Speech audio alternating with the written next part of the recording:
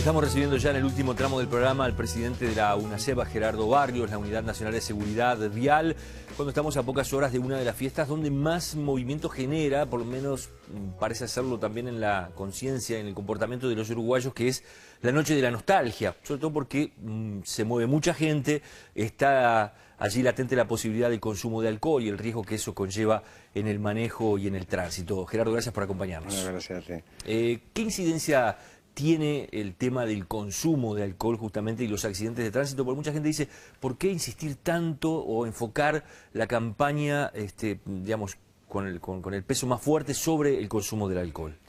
Bueno, en principio, el consumo de alcohol, la población conoce que no se lleva bien con la conducción de vehículos y eso ha resultado de la experiencia mundial.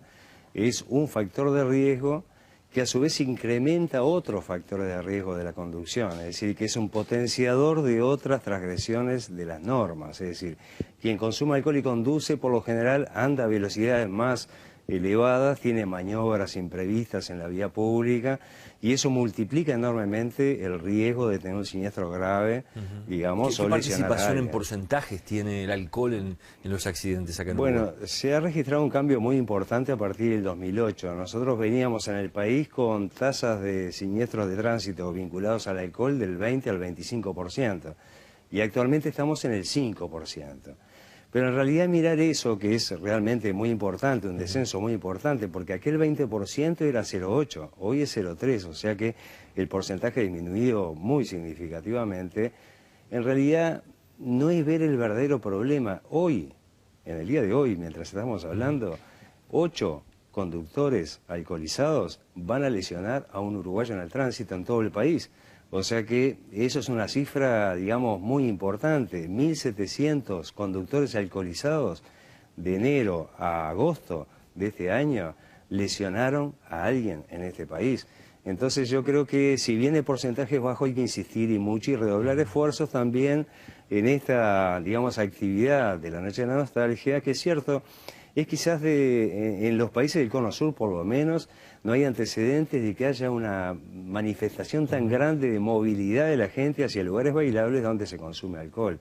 Y los resultados muestran de que, bueno, a través de ustedes, los medios de comunicación, las campañas que podemos llegar a desarrollar y la articulación con los cuerpos inspectivos, es donde se logran los mejores resultados. En los últimos 4 años no ha habido siniestros fatales y veníamos de 7 muertos en el 2007. Es decir, creo que estamos avanzando, la población está avanzando, comprendiendo, digamos, este tema tan importante, ¿no? Tú decías, 8 conductores alcoholizados van a generar, van a lesionar a una persona en el día de hoy, o bueno, son las estadísticas, ¿verdad? ¿Hay algún perfil de ese conductor alcoholizado en edad, en sexo? Sí, muchas veces tenemos cierta tendencia a estigmatizar y que acá el problema son los jóvenes y es mucho más fácil tirarle el fardo a los jóvenes y cuando en realidad nosotros tenemos datos que son datos confiables que tiene el país, por suerte, digamos, y en base a eso es que analizamos el comportamiento, vemos que efectivamente los jóvenes participan de esa asociación alcohol-conducción, pero participan en el 40%.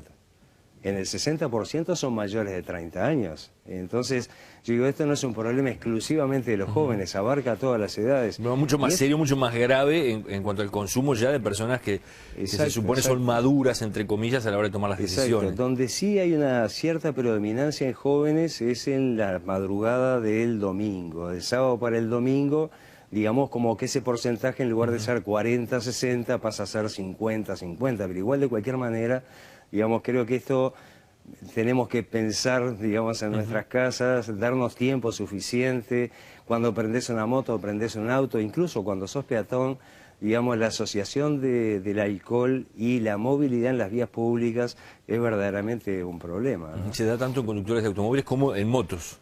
Sí, sí, se dan motos, se dan conductores de automóviles, se dan peatones. Hay que ver que hay un trabajo que hizo el profesor Guido Berro en el Instituto Técnico Forense, donde el 38%, esto fue en el año 2003, por ahí 2004, el 38% de los fallecidos que se le hacen las necropsias en el Instituto Técnico Forense, 38% tenían alcohol por encima de 0,8, y la mitad eran conductores y la mitad eran peatones. O sea, el problema no escapa a nadie. Entonces, por eso es importante, digamos, insistir con este tema del alcohol y profundizar todo lo que es la recomendación para que los uruguayos, si el 24 salimos a divertirnos, nos divirtamos de principio a fin, y si tomo, no deje que maneje, que es algo que empezamos a incorporar desde el año pasado. El rol que los demás tenemos cuando un amigo, un vecino, un familiar, digamos, toma alcohol, se zarpa y va a conducir un vehículo. Bueno, la idea es que nosotros también tengamos una actitud proactiva en evitar que esa persona se exponga a un riesgo que se incrementa por 10 en la probabilidad de tener un siniestro grave. Gerardo, pasemos a otro tema que también tiene que ver con la unidad de seguridad vial, y es una polémica muy particular que ha surgido con las intendencias del Partido Nacional, en este caso, que han roto relaciones con la UNACEP, ¿no? Las 12 intendencias blancas.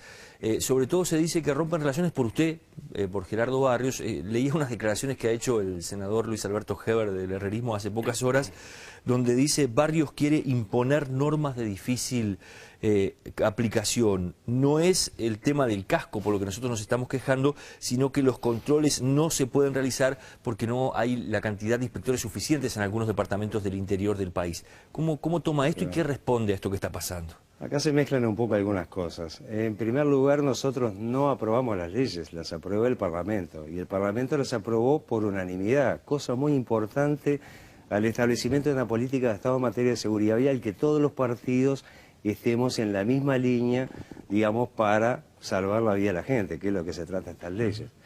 El otro tema es la cierta, digamos, bueno, cortocircuito ahí que puede haber con alguna declaración. Bueno, cortocircuitos hay, digamos, y en la medida que cada cual opina, está bien, y de hecho nosotros venimos trabajando con el Congreso y seguimos trabajando con el Congreso.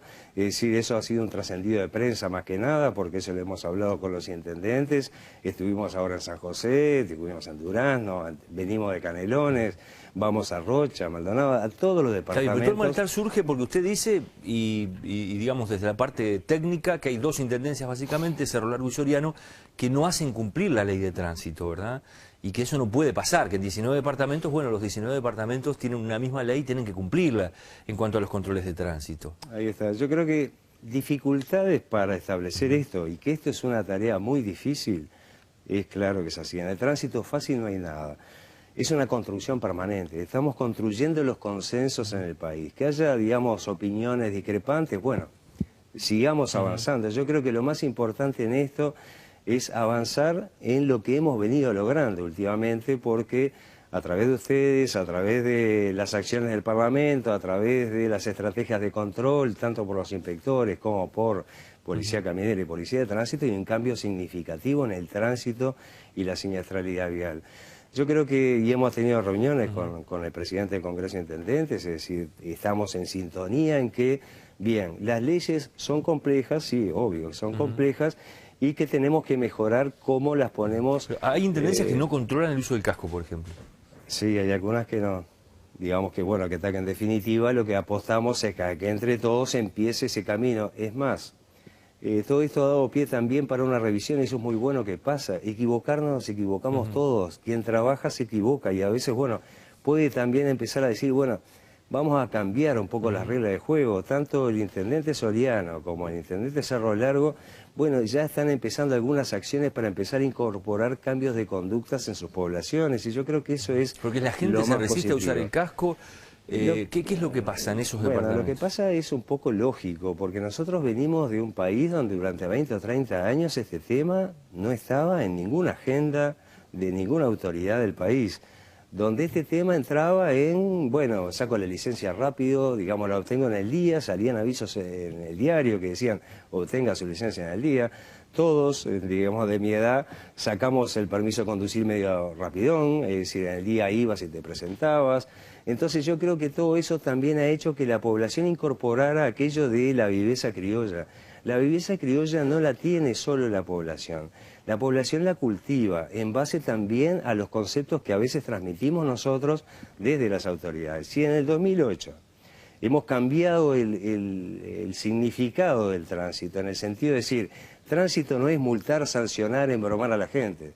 Tránsito es que la gente aprenda que, bueno, que hay que protegerse en el tránsito, porque el año pasado hubieron 28.000 heridos en el tránsito, 28.000 familias que tienen un lesionado, tuvieron un lesionado en el tránsito, y 510 que tienen un fallecido en el tránsito. Esto es un problema de primer orden, entonces cambiar ese paradigma da trabajo.